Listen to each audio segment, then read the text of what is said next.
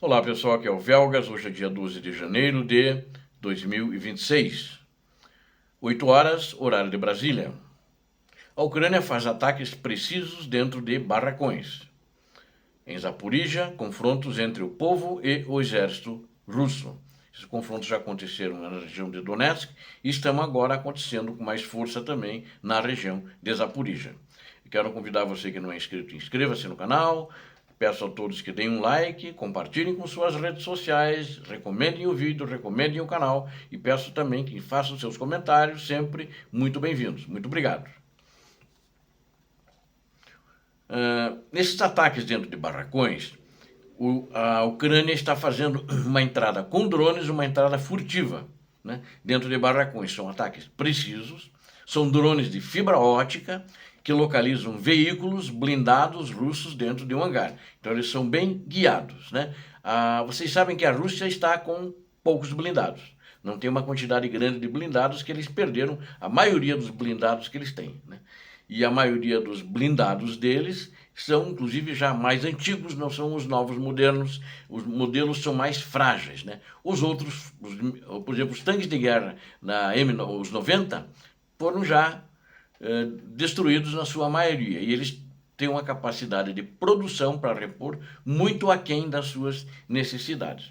E os operadores de drones das Forças Armadas da Ucrânia, utilizando drones de fibra ótica, o que eles fazem? Os drones de reconhecimento detectam, e daí vão esses com fibra ótica, são drones de ataques, ou drones suicidas mesmo, né?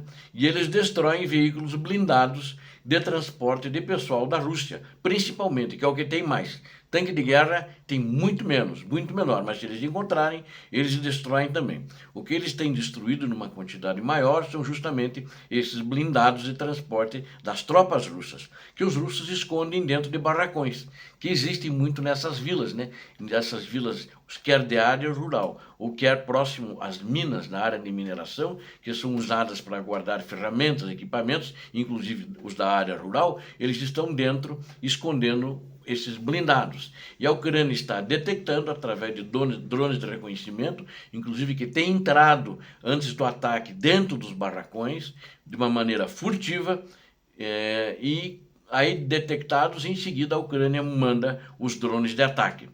E esses ataques têm resultado em destruição dos blindados, incêndio de blindados, ou seja, são ataques que estão dando bons resultados. É importante notar que as tropas ucranianas eles têm intensificado esses ataques contra esses alvos russos, principalmente em territórios ucranianos, porque eles são usados nos campos de batalha, né? E também em alvos profundos da Rússia, que eles têm atacado outros alvos, não especificamente esses barracões com blindados, ou seja, os ataques com drones a Ucrânia está usando muito, né?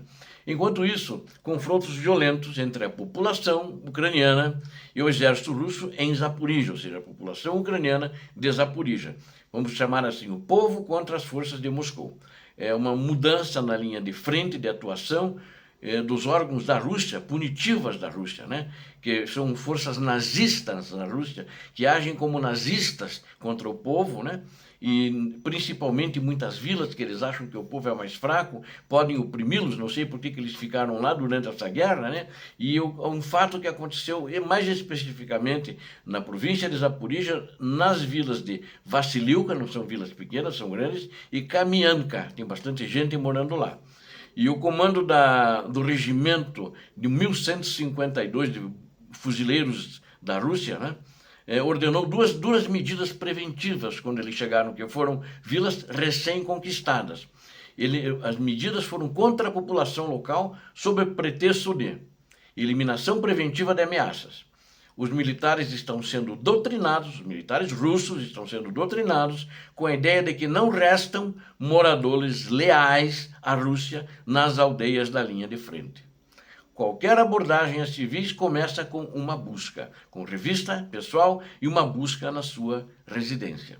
Em Kamianka foram registradas invasões a residências particulares, durante as quais os ocupantes apreendem os ocupantes russos, né, aprendem equipamentos e telefones celulares. A presença de qualquer aplicativo ucraniano em smartphones se torna motivo para a detenção e interrogatórios no escritório do comandante, que ele chama de conversas, mas são interrogatórios, né?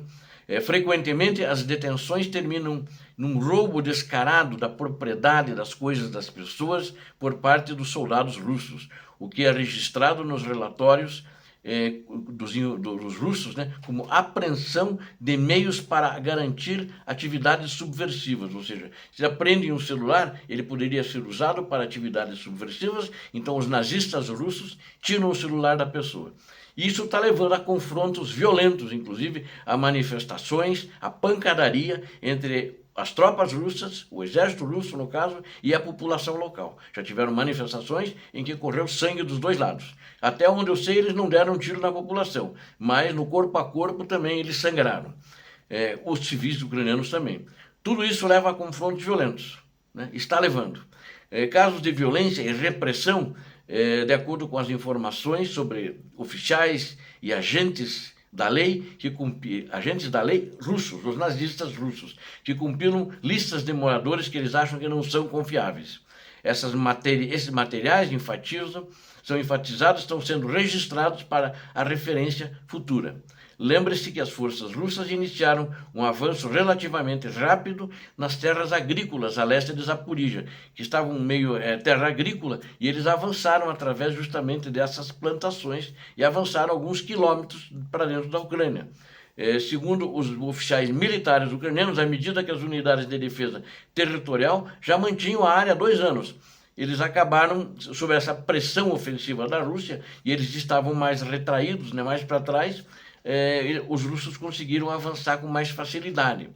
O avanço inesperado da Rússia em Zaporizhia representou um raro exemplo de mobilidade no campo de batalha em uma guerra que se tornou caracterizada por uma árdua guerra de atrito, na qual as concentrações de tropas mecanizadas e os veículos blindados de apoio rapidamente se tornam presas fáceis para os enxames de drones da Ucrânia, que sobrevoam incessantemente as linhas de frente.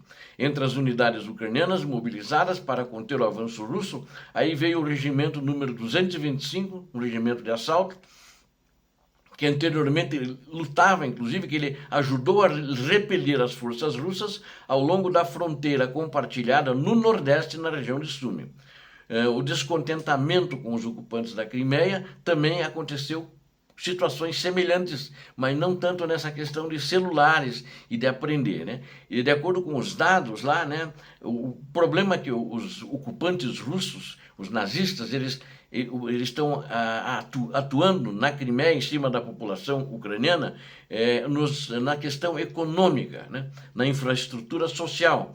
Os moradores locais expressam mais insatisfação com o tratamento especial concedido aos russos que foram morar lá, aos participantes da operação especial, em detrimento da população ucraniana. Eles têm regras diferentes, se aplicam para eles e as famílias dos habitantes da Crimeia. Enquanto a maioria dos moradores da Crimeia enfrenta aumento de preços, por exemplo, e escassez de serviços e falta de perspectivas promissoras, para os russos isso não falta. Tem preço diferente. Para a gasolina, por exemplo, preço para russo é preço para o ucraniano é mais caro. Vai no supermercado, tem produtos que preço para o ucraniano é mais caro e preço para russo é mais barato. Coisas assim. E também estão havendo confrontos com as tropas da Rússia por causa disso na Crimeia. A Rússia tenta abafar. E esses dados todos foram levantados pelo grupo de resistência ucraniano Atesh, que foi fundado na Crimeia, e ele levantou esses dados e passou para a inteligência do RUR, a inteligência militar do RUR, e também os dados de Zaporizhia também foram levantados justamente pelo grupo Atesh. Obrigado a vocês que assistiram a esse vídeo, eu conto com vocês, inscrevam-se no canal, deem um like, compartilhem com suas redes sociais e façam seus comentários, eu conto com vocês. Deus abençoe a todos vocês, Deus abençoe a Ucrânia, Deus abençoe o Brasil. Paz e bem, paz para toda a humanidade.